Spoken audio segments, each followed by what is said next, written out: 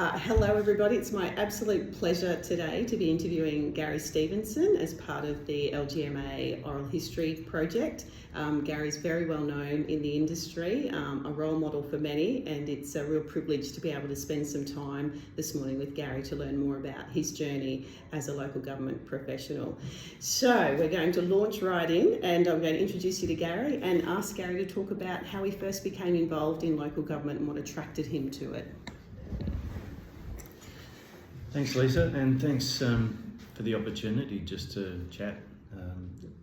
I think it's really good to reflect on careers. It's also good to share anecdotes and lessons learned over the years so that others can get some benefit out of the mistakes that I might have made. Local government wasn't on my radar when I was in university. I was a civil engineer graduating in 1980. And I applied for about, I think, 40 jobs, left, right and centre, all around the country. Out of the 40 applications, I ended up with 3 interviews. One was at a copper mine in outback South Australia. One was at the mine on Groot Island in the Gulf of Carpentaria. And the other one was an assistant engineer at the Shire of Colac in southwestern Victoria, which wasn't that far from home. I didn't get the other 2. I got the Colac job. My brother-in-law, as it turned out, was applying for the same job. We went in the same car for an interview on the same day. I happened to lock my keys in the car. His interview was on first, so he had to walk from where we were to the interview without shoes, without a jacket, without his papers. And I followed up after the Automobile Club unlocked the door, nice and fresh with my jacket and shoes and papers. I got the job and he didn't, so he always reminds me of that. That caused a bit of tension. that was an interesting start to careers. But look, Colac was a great start because it was a small council. It was a council where everybody did a little bit to help pitch in. So if I wasn't doing engineering and the health surveyor was away, I'd be doing health inspections. I helped out with payroll, I helped out with the stores, this, that and the other. So you learned a lot in a small organisation. And I think what also gave me a taste for the breadth and depth of the experience I could get in local government. So I think early on I was hooked. And nearly 41 years later, I was still in local government, having travelled around the country. I started in that job in southwestern Victoria as a civil engineer. I went to the Sherbrooke Shire, which was in the Dandenong Ranges after that. Worked there as a design engineer, got a break, fell in the deep end of the pool and became the works engineer there for a temporary period. And that put a lot of pressure on me, not having necessarily had management experience. But I found that the deep end experience was worthwhile. So that would have been at quite a young age. Yeah, it was quite young. I think I was only 23 or 24. Wow. And so it gave me a taste for what might be ambition. So I looked at different jobs. I said to my wife, having worked in southwestern Victoria and then Dandenong Ranges, they're happy for us to look somewhere else. She said yes, anywhere as long as it's warmer than here. So you had to head north. Yeah, well, as it turned out, there were 2 jobs I applied for. One was in Townsville. Definitely hot. At Tarrangower Shire, and the other one was in Albany, in Western Australia. Both were warmer than where we were, but only marginally so in Western Australia, but that's the one I got. So I ended up 5 years in Albany in Western Australia, started as an engineer and because of circumstance, my boss decided he didn't want to be there anymore after a number of very serious things that happened in the organisation. So he left, and at short notice I was in the deep end again as the town engineer. Long story short, left there after 5 years and came back to Victoria to be closer to family. Was the Shire engineer at Heytesbury in southwestern Victoria again, nice and wet and cold.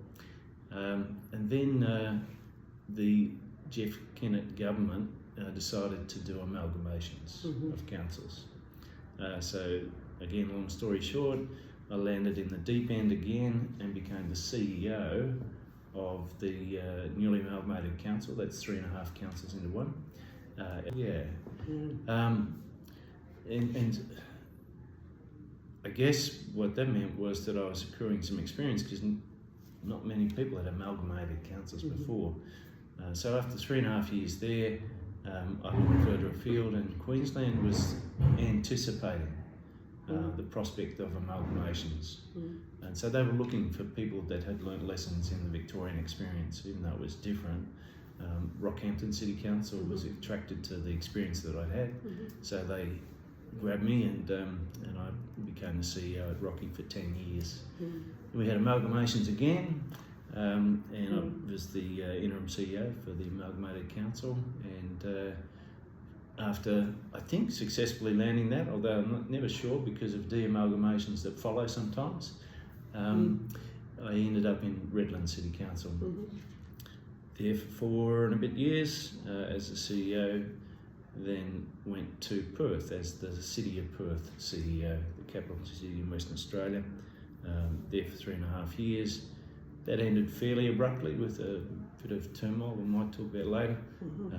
Then I decided, having done the full spectrum of local government experience, from small country shires to regional cities to large urban councils to capital city, I had the opportunity to think about where was I best suited. And I decided to actually come back to Queensland, to central Queensland, which I knew well, and was CEO at the Isaac Regional Council for 5 years. It was the best decision I ever made. I think it was where I belonged, and had great experience there with Isaac. But I retired in 2021, set up a small consultancy business. It's a one-man show, and I haven't looked back. It's been wonderful.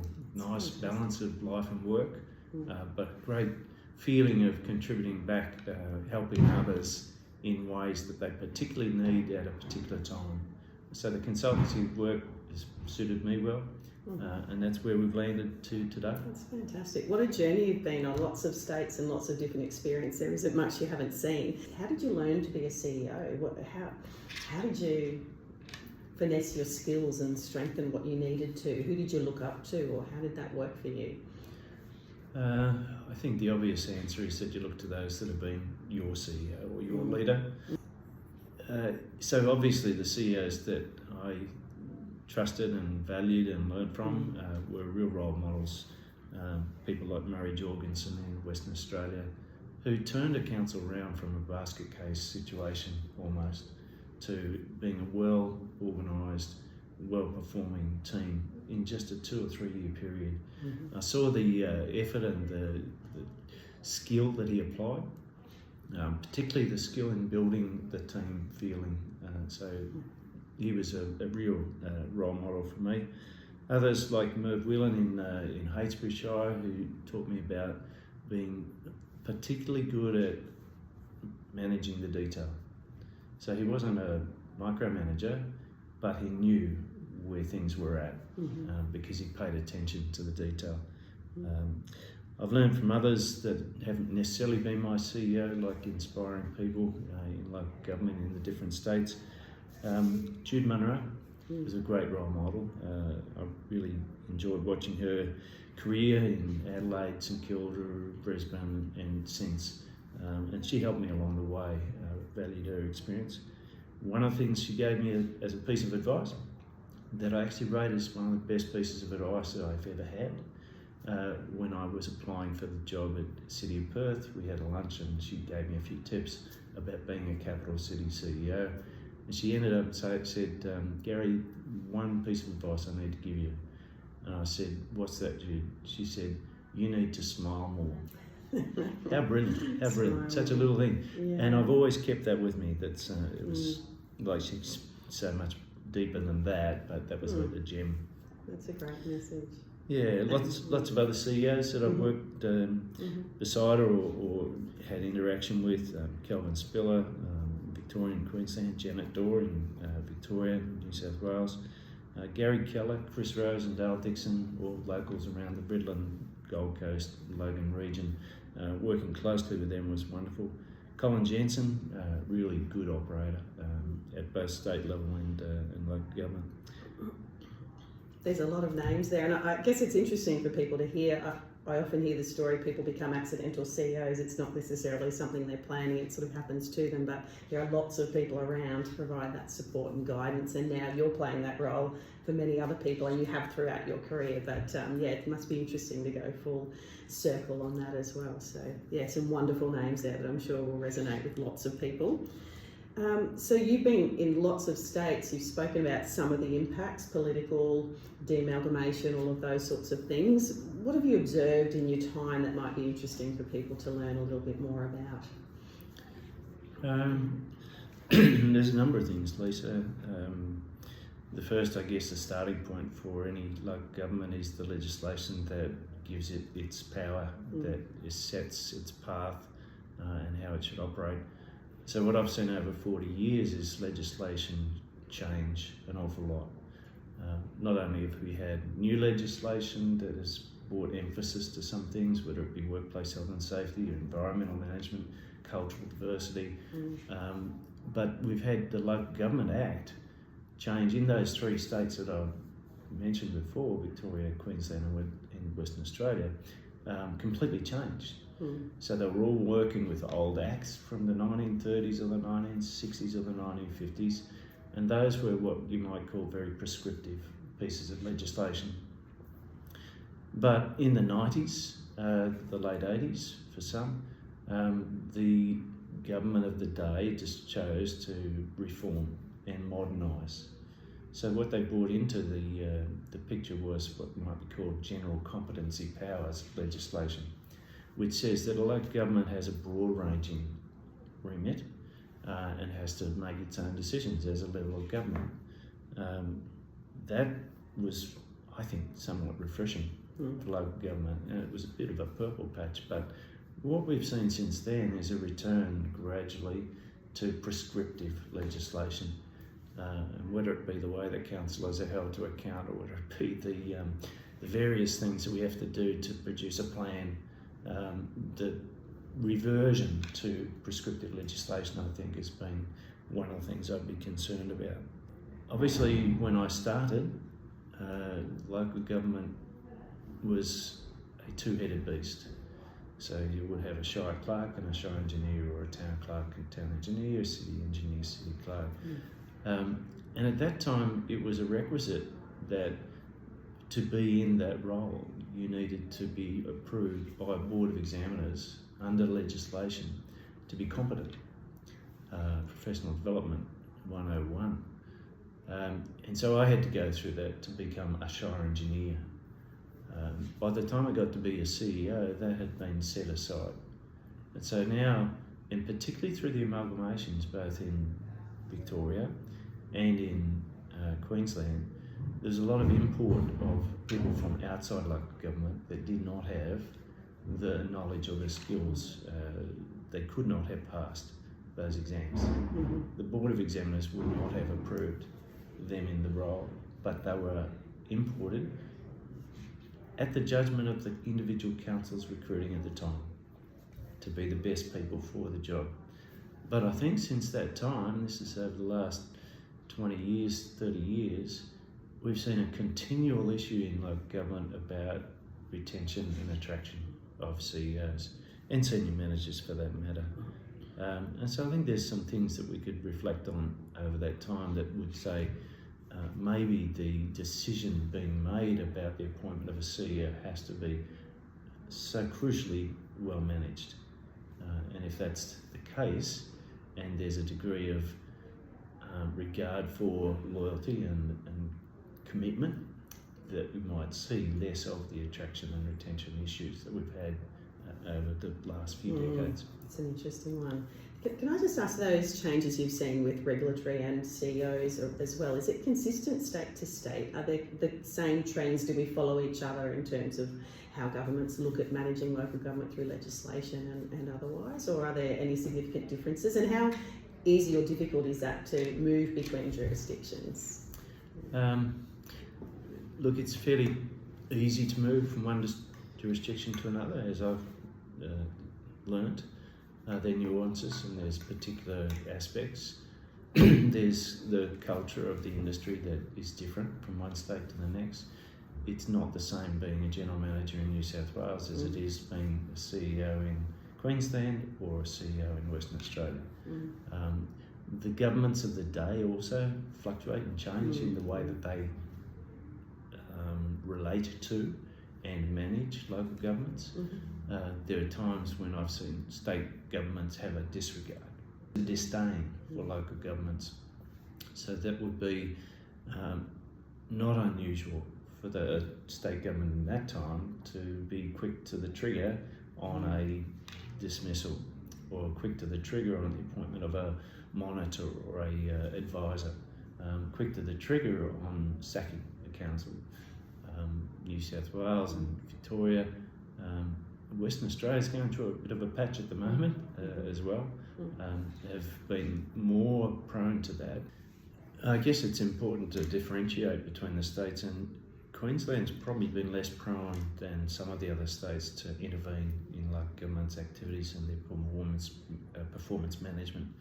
And in that regard, Queensland's one that's got a pretty good situation, I would think, better than some others. Not to say that Queensland hasn't had its moments as well. That's great. Very interesting. Thank you for sharing all of that. I think it's fascinating for those of us who haven't worked in other states. It's interesting to put it together and see what the national framework looks like. So, I'm sure you have 1,000 stories and highlights of your time in local government. Are there any favourite stories you might be able to share with us about some of the really good times or good things that have happened throughout your career? Yes, and I could bore the pants off everybody. So. Well, let's give it a go.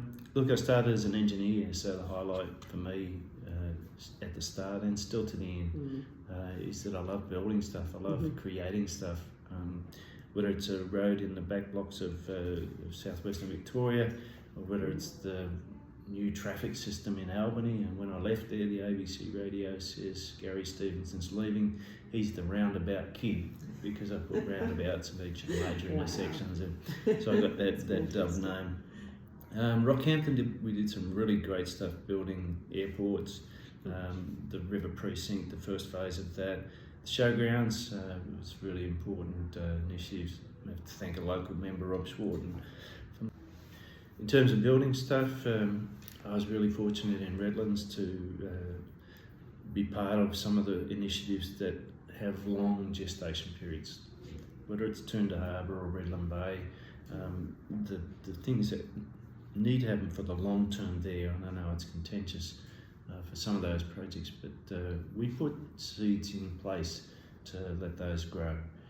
So for Toondah Harbour, for example, we put together the proposal for the Commonwealth Government to acquire Commonwealth land on the foreshore, and what was previously very fragmented land tenure became consolidated.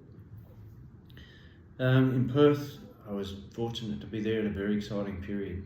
The Barnett government was spending big, so we were able to see the development of Elizabeth Quay, and whilst the state government built it, because the city of Perth effectively guards it, there was a lot of interaction. Major projects like Forest Square redevelopment and the Perth Library, big projects and ones that I look on very proudly.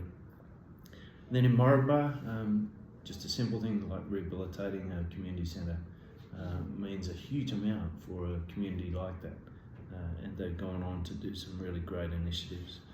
I guess that's from an engineering perspective, but I was also fortunate to be part of the industry sector in a broader sense. So working as a director, both at national level and at state level, and then as president of FLGMA, there were some real highlights. That was the negotiation and the advocacy for what we felt the needs were for our sector, through amalgamations or through legislation reform or through other reform. It was really, I think, gratifying to see so many people advocate so hard to get good results. Even though what we planned wasn't necessarily what eventuated. For example, in 2004, when we had our state conference, I was asked to chair or facilitate a panel. And the panel was to invite opposition, government, LGAQ and LGMA representatives to speak about certain things. And the focus of my facilitation was on perhaps the need for reform, remembering that I had come from experiencing reform. A lot of other people were expecting reform to happen, but it just wasn't happening. And so we asked each of those representatives what they thought about the need for reform, and there was a fairly bland response. It wasn't real dynamic, strong views about this should happen or that should happen. It was pretty much, let's see what happens, but we don't want to rock the boat. So I turned to the audience at the end of that session, and I asked the question of the audience, a straw poll: who in the audience thinks this is a time we should be really more actively talking about reform? And I was astounded. Up went the hands. 75% I estimated in the room said it's time for reform. To their credit, the LGAQ, Greg Hallam and Paul Bell, saw that and reflected on that, and next thing you know, they've got a special conference on the need for reform a year later. And that was a great initiative. Now, it led ultimately to size, shape and sustainability, which led ultimately to the surprising decisions of the state government at the time to amalgamate universally. But that sort of role that we played as sowing a seed and testing the view of the sector, when I look back at it, was really quite gratifying. So there's those sorts of things. I think we then, in the face of change, reacted well. As Local Government Managers Australia, Queensland Division, we put in place the Management of Change program. Gary Keller delivered a brilliant set of facilitated sessions around the state for that. We gave the tools and the equipment for people to anticipate and manage change if it was to come. We put in change the elements of change, put in place the elements of change matrix. And that went on to be used by Western Australia a few years later when they were contemplating reform as well. So it was a really intense time, but it was a time that produced what the industry needed at the time. And again, that's gratifying to look back at that and say, well, as a team, LGMA, we put that together and delivered something that was really quite important for the industry. I think that's wonderful. Not only your time as CEO and working in councils, but the contribution you can make to the industry, because there really is a lot of great work that people like you have done, who've come before, those of us who are coming along behind and reaping the benefits of that. But it is a significant contribution to the industry over and above the regular role that you play. That's fantastic. In Perth, Lisa, we had that same outlook for amalgamations. The Barnett government was talking about the urban setting being totally restructured. Went through a period of a year or two where that was the mandate, and then ultimately put it to the communities. The communities reacted badly, and so it was dropped like a hot potato. But what we did get out of that, because we advocated well as the City of Perth, was for the whole exercise, the only productive output was a new piece of legislation called the City of Perth Act, which is capital city dedicated legislation that saw boundary change for the capital city, but also the dedication of the capital city. Lisa, there's a couple of little gems, I guess, as well, that when you think about it, weren't big at the time, but when you look back, were important. When I was at Redland City Council was about to make a decision to call for private sector involvement in the management of campgrounds and foreshores. So it was out to tender. The community of Minjarra or North Stradbroke Island reacted badly to that, and felt that there needed to be consultation. So this was not just the mainstream community, but also the Indigenous community. In the middle of a council meeting with a stacked gallery wanting to tear my throat apart, I had to argue the case to the councillors on the day that we should pause. We might still do the same thing, but we need to pause, make sure we're making the right decision in the right way. The council voted majority, it wasn't unanimous, to do that. Ultimately, the management of camping grounds and foreshores for North Stradbroke Island became a pivotal element in the negotiation of the Indigenous Land Use Agreement, and ultimately led to the formation of sustainable business opportunities for the Indigenous people on Minjerribah, Quandamooka people. When I reflect on that, and then seeing the federal court on Minjerribah hand down its decision to grant native title to the elders of the traditional custodian, and seeing the tears that flowed from those people made me think back to that occasion in that council meeting on that day. That's the sort of thing that we needed to do to get it right, ultimately. Making the right decision at the right time for the right reasons is really something that's important to the integrity of someone with a career like yours. So yeah, they're wonderful stories to share, and they're difficult at the time, but the long-term outcomes can be so rewarding for community. That's true, and I guess what you see is when that works, and it works for the whole organisation and the community, you can reflect that that was a team effort. Yes, yes. And the other area that I've seen most prolifically over the years where that's been evident is in response to natural disasters. Whether it been the Ash Wednesday bushfires in Victoria, where I was close to the action for the southwestern Victorias, and then shifted almost in the middle of it to the Dandenong Ranges, which is the other hotspot, one of the other hotspots, or whether it's cyclones, or whether it's floods, storms, the like. When I look back at the highlights, it's probably having got through those sort of experiences with the community that made us stronger. And certainly very gratifying to see. The other way that I've been fortunate to be able to harness, if you like, support for the community is in the way our organisation, the people in our organisation play their bet in the community. So one of the things I'm really proud of is an initiative in Rockhampton where we called it Council Workers Care. And Council Workers Care was really just a harnessing of all of the good things that all of the people in the organisation already did, but celebrating it. So if we knew there was a fun run that raised money for this, that or the other, instead of everyone trotting off individually to do their thing, we'd reflect on that in the organisation, said we had 25 people in that fun run that raised X amount of money. We also raised money internally to be able to help people within the organisation when they needed help, whether it be misfortune or accident or illness. We pitched together to do that.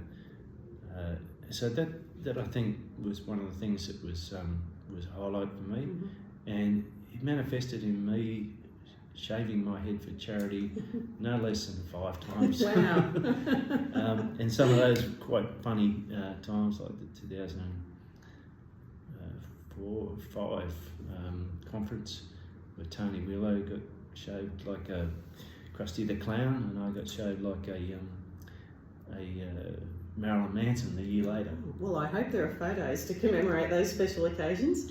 There were. They raised extra money on the floor if I would stop the shaving halfway. Fantastic. So I had to get on the train from Gold Coast to Brisbane Airport. Then I had to get in an aeroplane, and the deal was if I did hold my hairdo through till the next Tuesday, when I had to go through meetings of council and all sorts of things, and appear publicly, that would be extra money for the pot, and it was real fun. Yeah. Real fun. Well done. That's fantastic. Lots of highlights there, but I think we all know that not every day as a CEO or a local government professional is a highlight. I'm sure there's been some challenging times as well. Are there any really difficult times or experiences you've had that you'd be able to share with us? I think the tough things are always still very important for the journey. Whether that's dealing with the politics, whether that's dealing with employees that don't make the right choices at the right times, whether that's changes that are forced on a path that was steady. They're all good, what we say, grist for the mill life lessons. So I've been sacked twice, I've been made redundant twice, I've been sued for defamation, I've had death threats.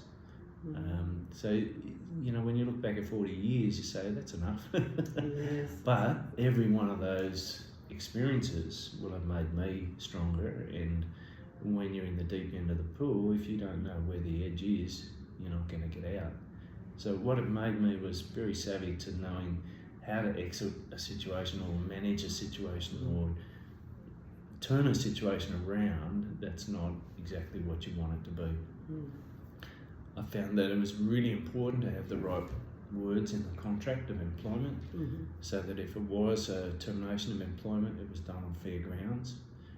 And that happened, as I said before, twice in my career. They were smooth, not painless, but as painless as they can be, transitions that probably served the organisation well. Wasn't what I was necessarily intending, but still I walked out of it with integrity and reputation intact.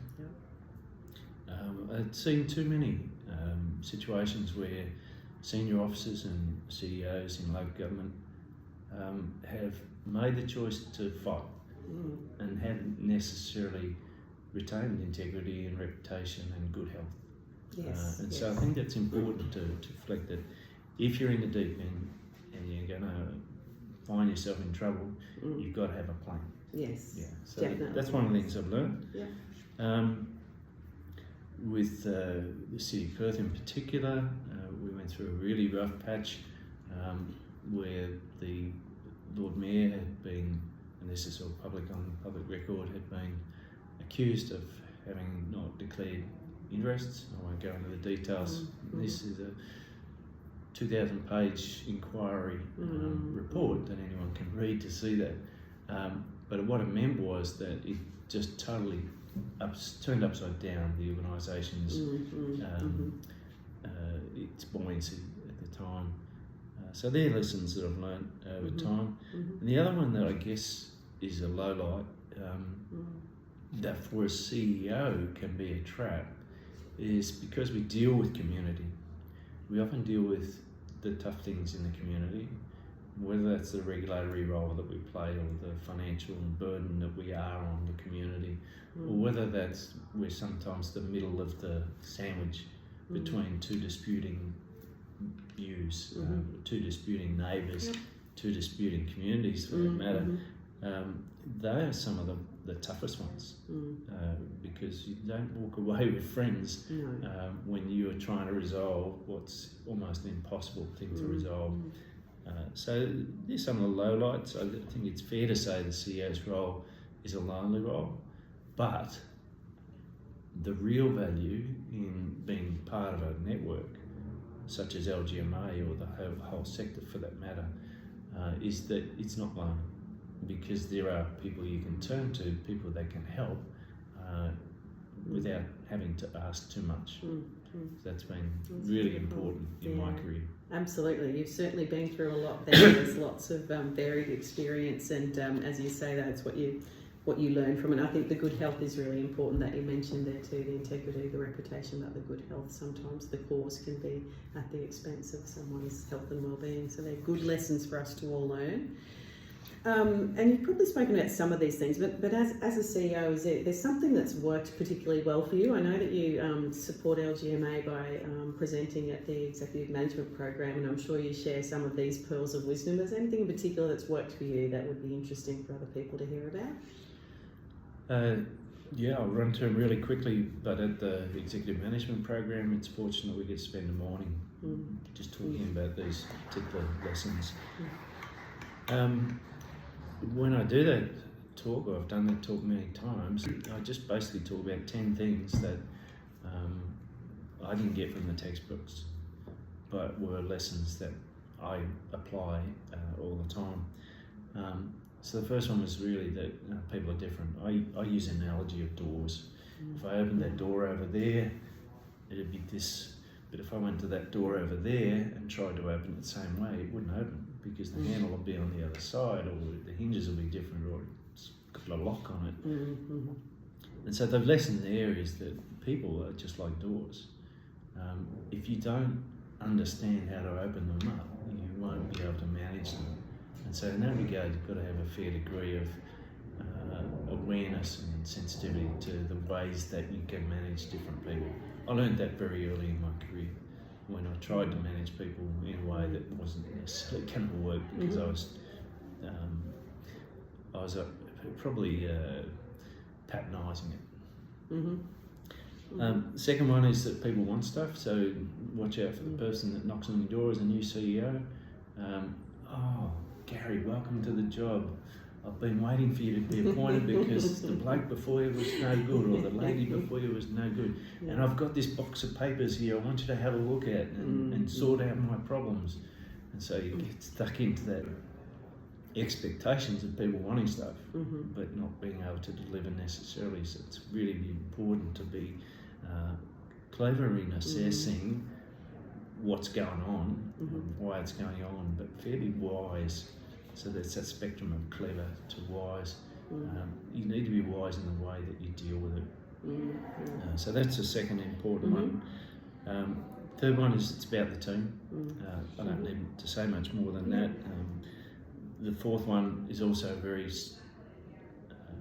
poignant lesson, but it's a simple lesson. You have to keep people safe. And as we're learning more and more, it's not just about physical safety, it's about psychosocial safety as well. The next one, the fifth one, is one that I have found is important to me as a CEO, but also to my family. And that is the lesson that small towns are small, but big towns can be small as well. So whether it's the fact that your social media is just going crazy, and the bigger the town, the crazier it goes sometimes, whether it's the fact that if you've done something that impacts on a person in your team and they go out and tell 10 people and that they tell 10 people, the magnifying of the impact of what you've done in that organisation is part of the community and they respond. But also the need to just separate personal life from work life, pretty important lesson. The sixth one is that media doesn't run the show and lawyers are not always right. I won't go into too much detail about lawyers are not always right, but I found as a CEO that I've had to be willing to ask the question perhaps more than once, perhaps in more than one different way. Because sometimes the answer is not immediately apparent. And I found that that's important. I couldn't ask those questions if I didn't understand the legislation in the first place. So for a new CEO, if you don't know the legislation, then you're going to be unable to really challenge when you've been told something about the legislation. And the media have seen some crazy stuff with the popular national media outlets, whether it's television or the press. You've really got to be prepared to be smart but strong in dealing with the media. Things can and do change, so sometimes people have come to me and said, I'm thinking of applying for a job at this council, but I've heard there's a bit of a reputation at that council. I say to them, listen, that's at the present time, but it could well be that with you going there or with something else happening in that organisation, it can turn around, because I've seen that happen, turn around. Dots and crosses matter, so it's attention to the detail. Remember the anecdote about a role model I talked about earlier. Bad things happen. I talked about some of those before. You have, yes. Yeah, and the best thing out of it all is that great things can happen too. That's the building stuff type of experience. So they're the 10 that I refer to in that program, and I've referred to not just in my workplaces, but also in my family. So my daughter is currently doing a podcast and talking to people in her industry, education, using some of those same lessons and applying it to her work, which is really smart. It's often the case, isn't it? They're universal truths, and they do resonate across. Fantastic. And again, you might have already spoken about some of this, Gary, but what have you had to change about yourself or your approach? And we've talked about your 10 points there, which are really important. Have they stayed consistent? Are there things you've had to change to do differently? You've spoken about the doors and changing that. Is there anything else that's been a lesson that others might learn from? The biggest lessons is the way you manage yourself. So as a young person, ambitious, hardworking, I did a lot of study, was prepared to shift interstate, work my butt off, so to speak, and put a lot of effort in. But as your broader circumstances change, family and your home environment, my wife and I had 4 kids under 3. Wow. At the same time, we shifted interstate. At the same time, I was finishing off an MBA degree, and at the same time, we're just going into amalgamation of councils and a new role as a CEO. So that meant if you're that ambitious, hard-working person, you can get buried because it can happen real quick. So work-life balance was the thing that I learned and had to change. I was working at crazy hours in the early morning every day, getting up early, going to work, not treating my body well in terms of things I put into it or things I expected to do in exercise and the like, but also didn't treat my family well because I didn't spend enough time with kids growing up. So that's a lesson that I would say is important for anyone. Yes. And I've seen a lot of good role models of that in the current block of people that are going through as professionals in local government. Reflects a societal change too in a lot of ways, isn't it? That there is, the expectations might be changing a little bit. I think there absolutely has been, and I think that's changing a lot now. True. Definitely. The best thing about a local government career is a simple boast that I make every time I can. And for example, at employee induction sessions, I would use this boast all the time. But I boast that a local government is one of the only, if not the only, organisation in its community that can say, and on heart, it impacts the lifestyle of every single person of that community, every single hour of every single day. It's what kept me in local government for 40 years, knowing that what I was doing ultimately was contributing to lifestyle of communities. Whether it's the water that you turn on and it needs to be drinkable, whether it's the park that needs to be safe for the kids, whether it's the library that needs to be open at the hours that people can get to it. All of those things add up to that lifestyle management role that we play. And there's just not that many other organisations that can say they enjoy that. So that's my big boast. It's pretty special, isn't always it? been willing to do that. I've always invited people to challenge me if they thought that was a bit of a porky. But no, people ultimately accept that that's what we do and why we do it. I think it's super important, that connection to community. Like, it's such a privilege to work in these sorts of roles where you can see that impact you have every hour, every minute on everyone in your community. That's fantastic. So has it changed from the day you walked into local government to the day you left your last role? I know you're still involved in industry, obviously very heavily, but has it changed? Well, we started with what are the changes, and definitely it's changed. A couple that I didn't mention earlier on in the discussion was the fact that technology has, in 40 years for me, we're nearly 45 now, come leaps and bounds. So in the 1970s, I read a book called Future Shock by Alvin Toffler, and they talked about these crazy notions of how things are going to go crazy over the years to come. Of course, it's all happened. But with technology, we went, from my experience, from doing computing by having to punch holes in cards to now having intuitive AI that basically tells you what the next step is every step of the way. So that technological change has been huge.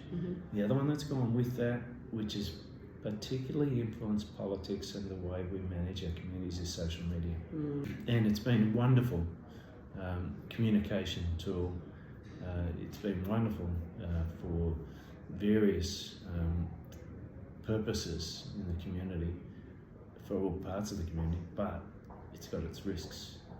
And for a local government, managing the impact of social media is really quite a bed of nails. And what we're seeing, of course, with federal government's intervention in younger people in social media is that the risks are now coming home to roost. In that regard, I guess what I've always said is that if you think about whether it's Twitter, it's TikTok, whether it's Facebook, whatever it is, you've got to think about those as conversations. And 40 years ago, it might have been in the pub on a Saturday night that those same conversations were happening over a beer. And if you walked into the pub, you wouldn't be worried what the conversation was on the other side of the pub. If there were 50 people in the pub, you wouldn't try and decipher and manage all the different conversations, back all of those things that were being said. But that's what we try and do with social media. We try to, I think, over-manage. Maybe there's a correction there that happens at some point in time where the community itself realises it's just a set of conversations. That's fantastic. I know you've given us a lot of advice through sharing your story today, but is there anything else that you'd say to newcomers or prospective local government CEOs that we haven't covered that would be any parting advice for us? Look, perhaps from a career development point of view, do the right study, learn the right information, particularly about legislation, understand what it is, and make sure you're on top of it. Be prepared to go out of your comfort zone. I shifted interstate 3 or 4 times. With 4 kids. Yeah, that's right. And I think if you wanted to sit in the one place forever, you've got to accept it's a different career path, because there'll be blockers in the organisational structure that won't allow you to get to where you want to go. But sometimes just the willingness to go out of comfort zone, relocate, reposition isn't a bad thing, even if it's just temporarily. And I've seen people do that. But look, that's the career advice I give. Otherwise, I think we've covered a fair bit of ground. Yeah, we have, and thank you so much for your time. Contribution to the industry, as I said, not only through the roles that you've undertaken, but your service to LGMA on a state and national level. And we know you continue to support and serve the industry, and we look forward to learning from you for many years to come. But thank you very much for your time today. Thank you, and congratulations on the initiative. This is, I think, going to be a wonderful legacy. Keep going. Great. Thanks, Gary.